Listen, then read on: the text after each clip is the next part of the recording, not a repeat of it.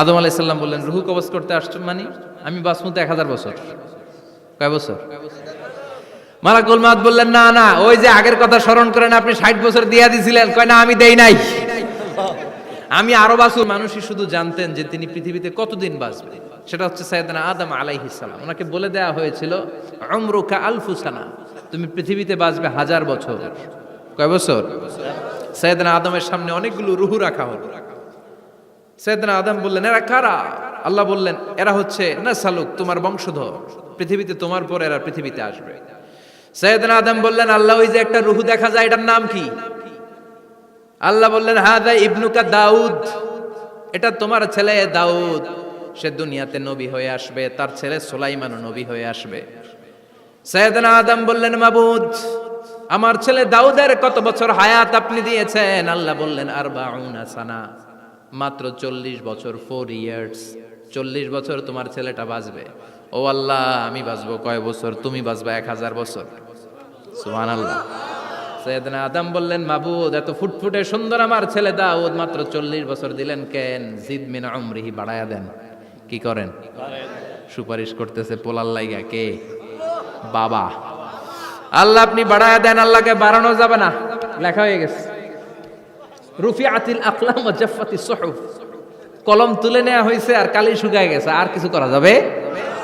সাইয়েদনা আদম বললেন, মাবুদ, আমার 1000 বছর কেন দিলেন? আমার এই সুন্দর ফুটফুটে ছেলেটারে মাত্র শুধুমাত্র 40 বছর কেন দিলেন? ও মাবুদ, আমার 1000 বছরের দরকার নাই, আমার 1000 বছর থেকে 60 বছর আমি আমার ছেলেরে দিয়ে দিলাম। দাউদ আলাইহিস সালাম বাঁচবে 40 বছর, তো বাপ আদম যদি আরো 60 দেয়, 40 আর 60 মিলে কত হয়? 100। ভালো হিসাব বোঝে, 100। আর আদম আলাইহিস সালাম পেয়েছিলেন 1000 বছর, 60 কমে গেলে রইল কত? 940 বছর পৃথিবীতে থাকার পরে মালাকুল মাউত চলে এসেছে। কারণ এটা on time, the death will come on time, it never late, কখনো দেরি হয় না। আল্লাহ বললেন, লিকুল্লি উম্মাতিন আজালুন ফাইদা জাআ আজালুহুম লা ইস্তাখিরুনা সাআতান ওয়া লা ইস্তাকদিমুন। মৃত্যুর একটা নির্ধারিত সময় আমি বেঁধে দিয়েছি, অন টাইম। অন টাইমেই চলে আসে, 1 সেকেন্ড আগেও আসবে না, 1 সেকেন্ড পরেও আসবে না।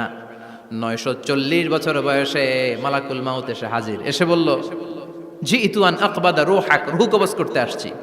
আদম আলাইহিস সালাম বললেন, রূহ কবজ করতে আসছো মানে? আমি বাঁচবো তো 1000 বছর। কয় বছর?